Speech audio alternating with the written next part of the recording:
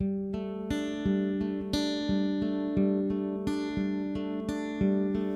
I'm going to be showing you basically a Sedgehog pattern, but tied very close to like the impression of a Bumble, which is a heavy palmered sort of wet fly or wake fly.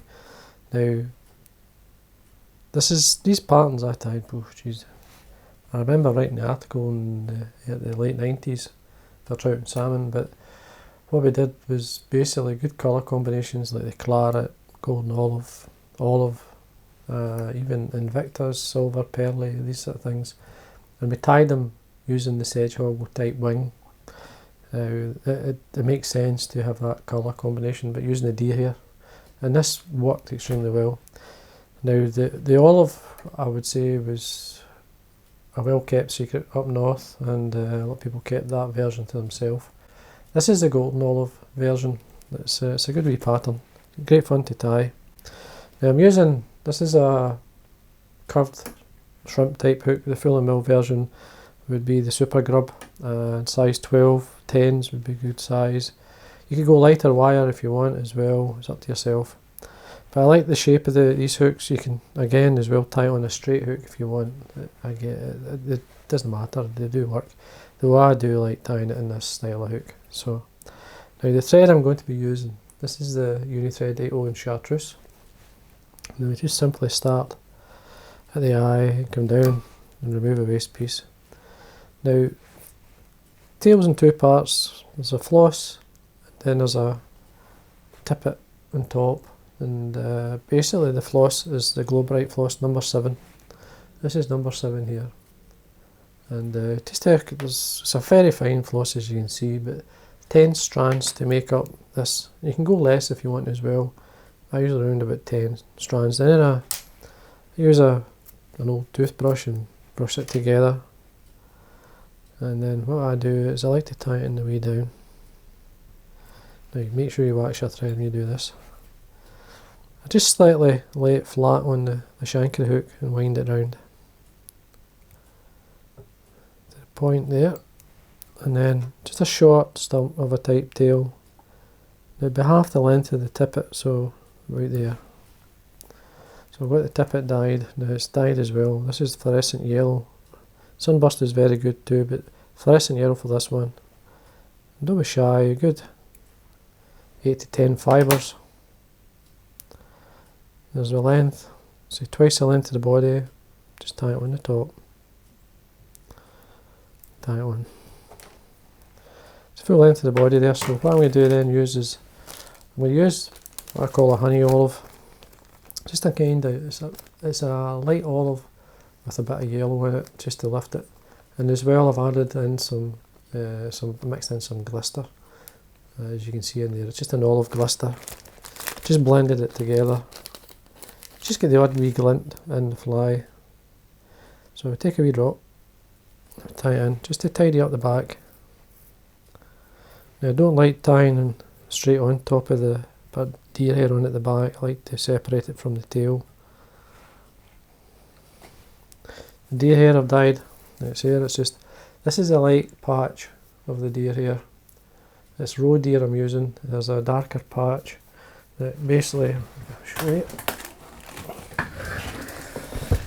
Now, just to give you an idea, that's the darker piece. And then if I dig deep enough we should find a lighter piece. There we are. You see, and this is a lighter piece. This is a bit of dyed, so to get this colour. And so it's a wee bit stronger, you see. Though you can dye the darker as well. It's worth having both colours. I'm always experimenting with colour. I mean, it's a nice claret I've dyed there. It's just basically what I did here to get this kind of colour coming through it. It's a dark claret with a touch of pink in it, so it lifts it a wee bit. Now, just basically take out some for the wing. Now we'll do this, depends, some people like 4 or so bunches of a deer hair, way up 3, depending, it's up to yourself. As you can see, this is tapering towards the tail. That's the length I want. So we trim away the waste, and then we just tie it on the top. Just pinch it and keep a hold of the wing within your fingers, and then tie some in, and then we get back to our dubbing.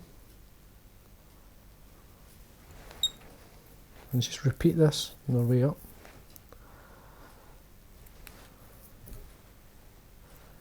Just check the body and it's clean, it's fine. Take away the excess. And back to the bird ear here.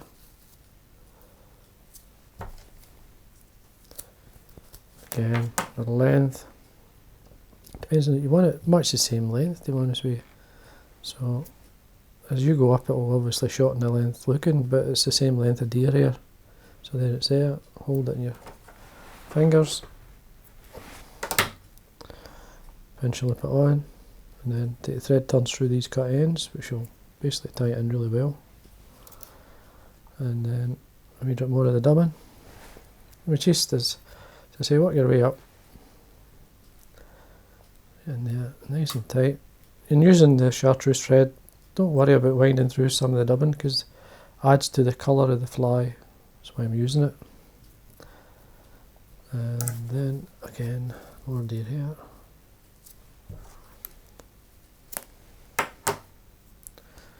Check our length, hold it in our fingers, trim away the waste, and back. Through the cut ends. Just a wee quick look at this point, see how things are sitting. They're looking okay. Again, back to our dubbing.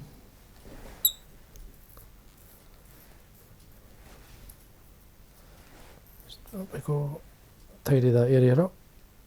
Again, we can run my thread through to tighten the dubbing up a wee bit. Stroke back, any fibres going forward. And then go back in for a wee drop more. Finish it off. Again, there's our length.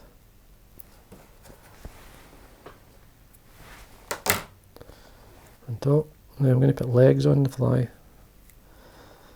Now the legs, I'm actually running out on my last set here.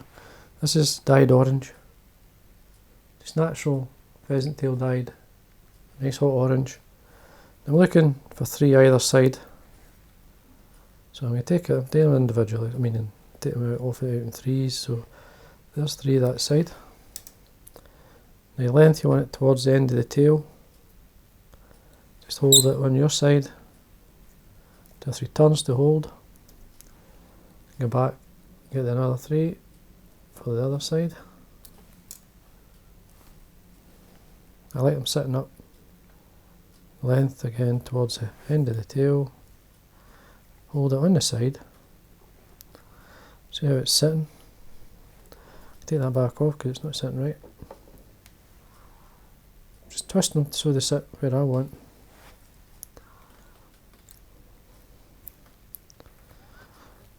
Now this one's not wanting to do what it's told, so I'm just going to crease it slightly.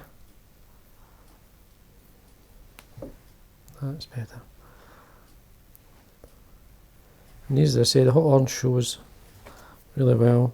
If you trim away the waste, bit of wax on my thread, make sure it's nice and neat and tidy. Hackle I'm going to be using. Now, you could put a throat, Guinea fowl in the Bumble style. The blue is in the fly. Now, it's probably easier if you're going to do it before you tie the hackle in front. I've just got a dye, as I say, dye blue. You don't need to put this on because the fly works without it, but just to keep with the Bumble theme, I'm just going to add a wee throat. So what you do is hold it underneath, so the length towards the barb of the hook, pinch and loop up the way, 2 or 3 turns. Just adds a wee touch of colour to the fly, especially in the claret, it's really good. As I say, the darker olive. Now a wee bit of wax on your thread and tidy that area. Now I've got a Grizzle dyed olive here. It's just a saddle hackle that I've got. And then just catch it, remove the waste obviously and form a stem there so you can tie it in. and then we can wind. Don't have to go crazy, like, but you lose the colour of the fly a wee bit, so that's enough. 3 turns there, and then we fold it back, form a head with the thread. Now keep the thread tight and ignore the hackle at this point, and then whip finish.